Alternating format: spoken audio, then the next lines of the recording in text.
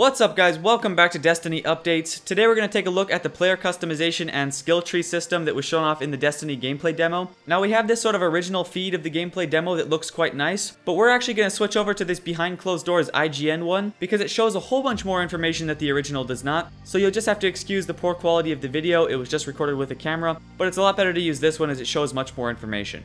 So starting off, on the left side we have weapons and the right side we have armor. Let's take a look at weapons first. The first thing we see on the weapons is this sort of plain white box with 3 hexagons in it. Now when the cursor slides over this one, we can see it's called Void, and then it says Basic Warlock Pattern, Combat Level 105. Now I have no idea what this is. At first I thought it might have been the space magic, but it's called Void, and in this demo we saw him using the Solar Flare and the Nova Bomb, which obviously neither of those is Void. But then the really interesting part of this is it says Basic Warlock Pattern. That makes me think it's not really an ability per se, but sort of like I don't know, like a class or a template. I really have no idea how to explain this, but perhaps you have to choose from a number of different patterns and then that sort of dictates what else you can put underneath that pattern, like what you can put into it. I really have no idea, and I'm probably not explaining this properly, but I hope you guys understand what I'm trying to get at. Basically, I don't think this is really an ability per se, but more like maybe a specialization or just a pattern as it says here. And then once chosen, it sort of affects what else you can do to your character from there.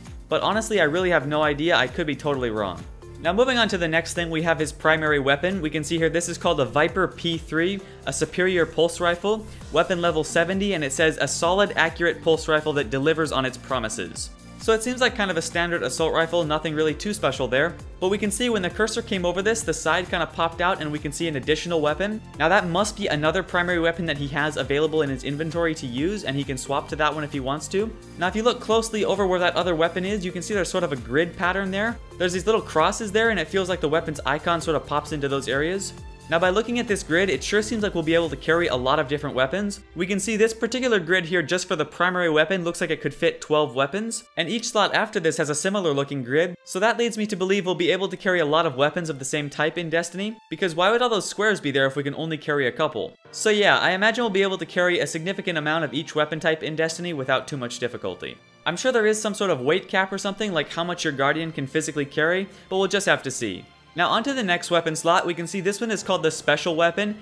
Note that it does not say secondary, it says special, so I'm gonna guess that a lot of different types of weapons will be able to fit in this slot, not just pistols. Obviously big assault rifles and stuff will go into the primary slot, but I would imagine that a lot of interesting and unique weapons would come under this special slot. Anyways, onto the weapon itself, we can see this particular one is called the Duke Mark 44, a superior hand cannon, which I actually covered in a previous video. It's a level 70 weapon and it says slow to shoot but brutal upon impact. Now once again, we can see that grid on the left side again. This time it contains 2 weapons. Now the first one here, I'm really not sure what it is. I'm gonna go out on a limb here and say it's a shotgun, because that's the only resemblance I can sort of see, but even that I really don't know, I have no idea. But then the next one over on the left, I think I can recognize pretty clearly. It looks to me like a fusion rifle, which I also covered in a previous video, but it definitely looks pretty cool. Now onto the final weapon, we have the Thunder Lord, which comes under the heavy weapon slot. This is a level 200 exotic machine gun, and it says, even in the chaos of the gap, one could make out its thunderous fire, leaving a sea of fallen in its wake. Now below that, we can also see Gathering Storm, Full Force, Storm Master, and Rolling Thunder. Those are all available upgrades for the weapon, but we'll get into those in a second here. Let's go over to the other side and take a look at the armor. Although before we do that, there is one more thing I just noticed, which is that under the primary weapon slot and the special weapon slot, we can see these little lines alongside the currently selected weapon. Now the primary weapon has 1 line and the special weapon has 2. Those are actually indications of how many extra weapons you have for that slot. I guess just to make it quick and easy to see how much you have there without going over it. Anyways, let's go to the armor. The first thing here is the helmet called Nightwind Mask, and you can see this is level 35 superior head armor. Onto the next one, we have unnamed common arm armor, level 35. And then the next one is Warsinger's Robe, which you can see is level 35 superior chest armor. Now the next one is a rather interesting item called Summersong Bond, which is a common Titan mark. Now I have no idea what a Titan mark is. My only guess is on the Warlock's sleeve we can see this sort of metal band that vaguely resembles the Titan mark. I'm guessing that must be what it is, but what purpose that serves I have no idea. Now one more thing about the Titan mark is that if you look way over to the right side where you can barely see it, it says class. Now the other slot said chest, legs, etc. But this actually says class, leading me to believe this is a class specific slot, and what kind of items you can put here will obviously depend on what class you are. Now the final piece is Moonglass Boots, which are level 35 common leg armor. Now one last thing before we move on to the Thunderlord's upgrade path. On the top of the screen there we can see different tabs. This is obviously the avatar tab where we can customize our character. And then we have inventory and finally settings. Nothing really to add there, but I figured I should point it out. Anyways, let's take a look at the Thunderlord's customization options or the upgrade path. Now I'm not going to read all these off as it doesn't seem too interesting. You can always pause the video if you want to read them. But there is a few things worth pointing out here. The first being the various resources required to upgrade your weapon. We have Glimmer, which is a form of in-game currency. We can see it dropping when he killed this boss. And then we have weapon kits, and finally, talent points. Now Glimmer is obviously sort of a currency in-game that is dropped by enemies, and perhaps you can earn it by doing missions and stuff too, I'm not sure.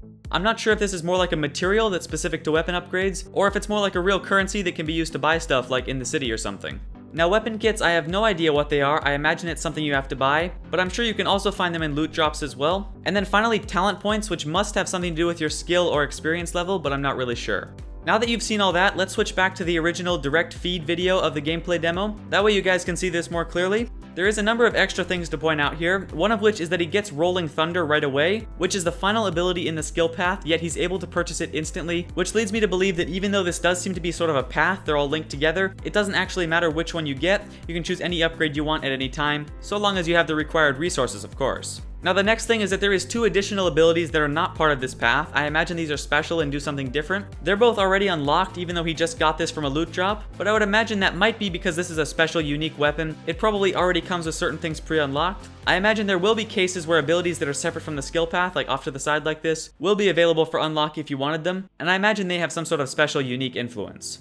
Now the final thing here is on the bottom you can obviously see the weapons level 200, and then you see 2 points to accuracy, 2 to stability, 3 to handling, and 2 to magazine size. Now if we look back to the available upgrades, almost all of them give a +1 to one of those attributes, so you can kind of see how the weapon upgrade system will work. It looks like there will be some upgrades which just give you a statistical bonus, and then some that actually give you something special. For instance, Gathering Storm here appears to be a special upgrade. It says, with every kill the fury of the weapon builds, granting bonus damage for a limited time. And you can see that one along with Rolling Thunder don't give a +1 attribute, they just give you that special ability. Now that's pretty much it for my analysis of the weapon upgrade system, as well as the player customization system. Now what I'm wondering is if your character itself will have sort of a skill tree, just like that weapon had, but an actual tree just for your character, which would grant you special bonuses and increase your attributes to different things. I would imagine that something like that does exist, they probably just didn't want to show it off at the demo. They want to save some more stuff for later, of course. I mean, there's definitely more to this because we didn't see anything about the space magic or special abilities either, so this definitely isn't everything and I'm sure there's more to come.